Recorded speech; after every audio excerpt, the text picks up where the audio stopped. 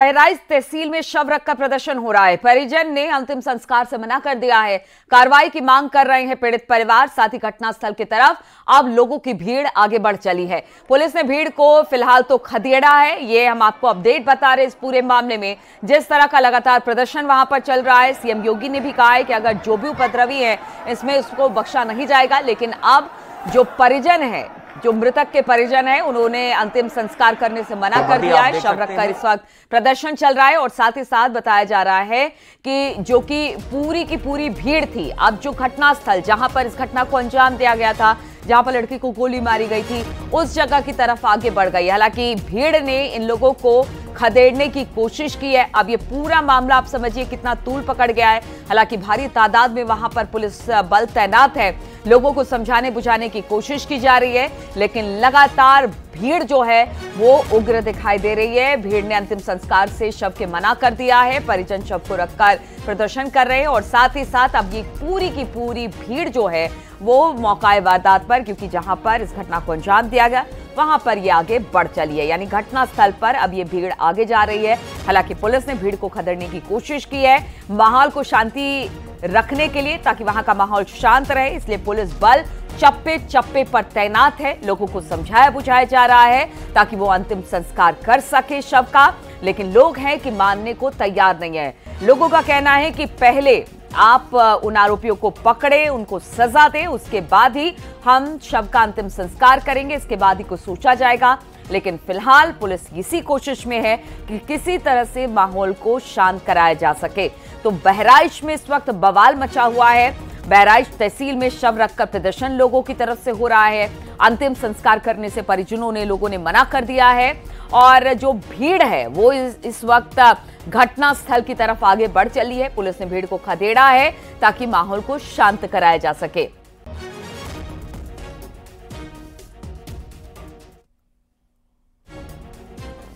देखिए, कानून से किसी को भी खिलवाड़ करने की इजाज़त नहीं है। जो भी दोषी होगा, जांच चल रही है, कड़ी कार्रवाई होगी। स्थिति सामान्य है और दोषियों की पहचान की जा रही है। मुख्यमंत्री ने भी सख्त निर्देश दिए हैं और जो पुलिस वाले उनके ऊपर भी कुछ कहा है। जो भी अगर अनुशासन का पालन करवाने में यदि पुलिस के अधिकारी कर्मचारियों को भी लापरवाही पाई गई तो उन पर भी कड़ी कार्रवाई। विपक्ष लॉ एंड ऑर्डर को लेकर कह रहा है कि इसका देखिए, विपक्ष के पास कोई एजेंडा नहीं है। हमारी प्रतिबद्धता है कि हम लॉ एंड ऑर्डर को मेंटेन करेंगे। हर स्थिति में लोगों को कल्याणकारी कानून व्यवस्था वाला राज्य की सरकार प्रदान करेगी।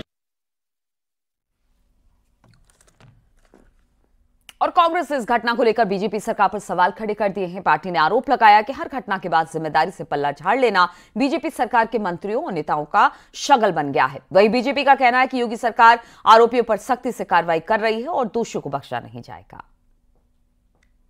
हर घटना के बाद अपनी जिम्मेदारी से पल्ला झाड़ लेना और सिर्फ बयानबाजी करना भाजपा सरकार के नेताओं का, उनके मंत्रियों का शगल बन गया है। इतनी बड़ी घटना कैसे हो गई? उपद्रवियों की पहचान पहले से क्यों नहीं थी? यदि आशंका थी तो सरकार ने उसको लेकर प्रबंध क्यों नहीं किए? कभी उत्तर प्रदेश के लोग जाकर मुंबई में हत्या करते हैं, कभी उत्तर प्रदेश में इस तरीके की अराजकता हो रहा है, लोगों की जान जा रही है। सरकार अपनी जिम्मेदारी और जवाबदेही से कब तक बचती रहेगी? सच्चाई ये है कि उत्तर प्रदेश की योगी आदित्यनाथ की भाजपा सरकार हर मोर्चे पर विफल है। ना तो अपराध रोक पा रही, ना नकल माफियाओं को रोक पा रही, ना भ्रष्टाचार रोक पा रही।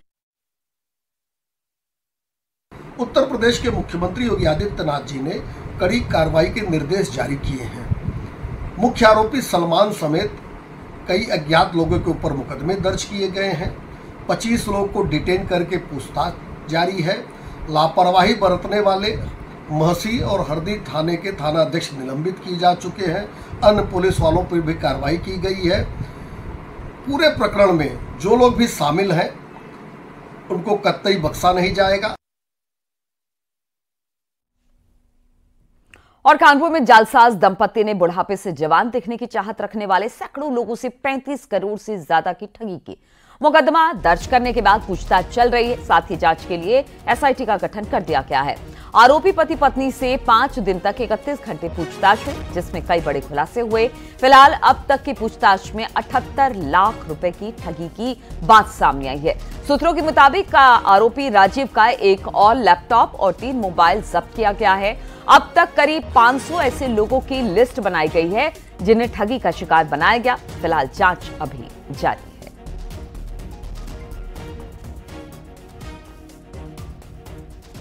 बूढ़ों को जवान बनाने का झांसा देकर उनके साथ 35 करोड़ की ठगी करने वाले दंपतियों की जांच जहां एक और पुलिस कर रही है, तो वहीं एसआईटी का भी गठन किया गया और एसआईटी भी अब इसमें कार्रवाई कर रही है। अगर सूत्रों की माने तो एसआईटी ने अभी तक इस आरोपित राजीव का जहां एक और लैपटॉप जब्त किया, तो वहीं इसके 3 फोनों को भी अपने पास उसको स्टडी करने के लिए लिया है, ताकि उसके अंदर की कॉल डिटेल्स और लोगों के कॉन्टैक्ट्स निकाले जा सकें।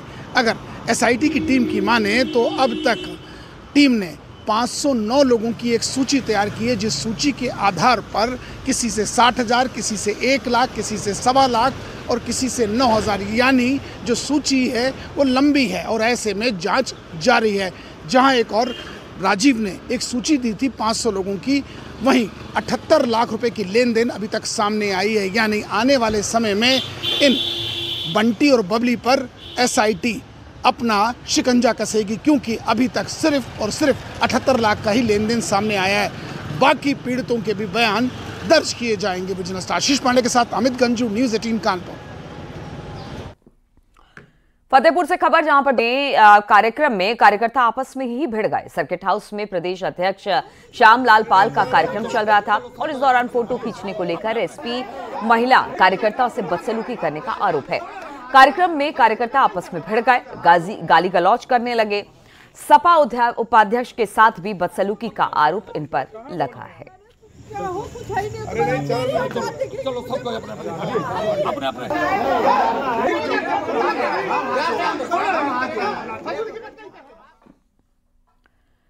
लखीमपुर खीरी से खबर लेते हैं, जहां पर विधायक थप्पड़ कांड पर आरोपी अवधेश सिंह और पुष्पा सिंह पर अब कोई कार्रवाई अब तक नहीं हुई है। इससे नाराज होकर सदर विधायक योगेश वर्मा ने अतिरिक्त मिली सुरक्षा को वापस कर दिया। विधायक ने उन्हें मनाने पहुंचे एएसपी सीओ सदर से मिलने से इनकार कर दिया। 1 घंटे इंतजार के बाद पुलिस विधायक के घर से खाली हाथ लौट गई। विधायक पिटाई के आरोपी पुष्पा सिंह अवधेश सिंह को बीजेपी संगठन ने शो कॉज नोटिस जारी कर दिया है और उनसे जवाब मांगा है, लेकिन समय खत्म होने के बाद भी अब तक किसी तरह की कोई कार्रवाई न होने से विधायक जी नाराज हैं।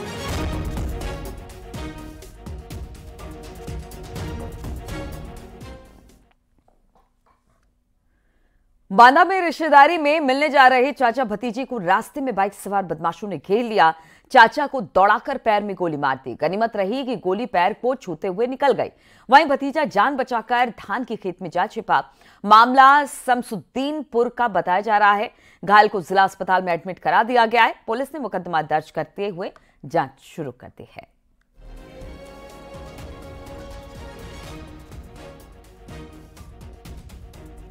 व्यक्तियों द्वारा उनके ऊपर फायर कर दिया गया। सूचना मिलते ही त्वरित रूप से कमासीन थाने में एफआईआर पंजीकृत की गई। तत्पश्चात मजरूर का मेडिकल कराया गया। मेडिकल के आधार पर प्रथम दृष्टया घटना संदिग्ध पाई जा रही है। फिर भी समस्त इलेक्ट्रॉनिक और भौतिक साक्ष्यों का संकलन करते हुए अग्रिम विधिक कार्रवाई सुनिश्चित की जाएगी।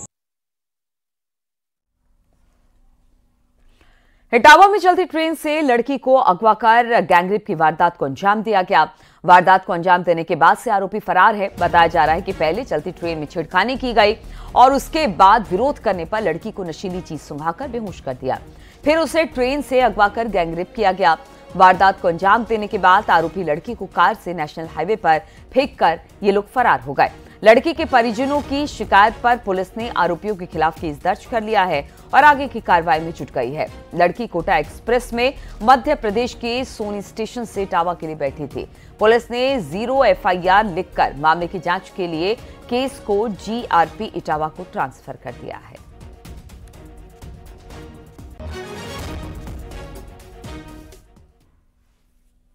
एक महिला ने आकर सूचना दी कि रात्रि में वह एमपी के सोनी रेलवे स्टेशन से ट्रेन में बैठी थी तथा एक स्टेशन पर कुछ पुरुषों के साथ ट्रेन से उतर गई और उसके द्वारा बताया गया कि उसके बाद उसके साथ मिसबिहेव किया गया। उसकी तहरीर पर थाना बकेवर में 0 FIR दर्ज कर ली गई है तथा GRP को अग्रिम कार्रवाई के लिए प्रेषित कर दी गई है। और रुकेंगे यहाँ पर छोटे से ब्रेक के लिए, जल्द हाजिर होंगे।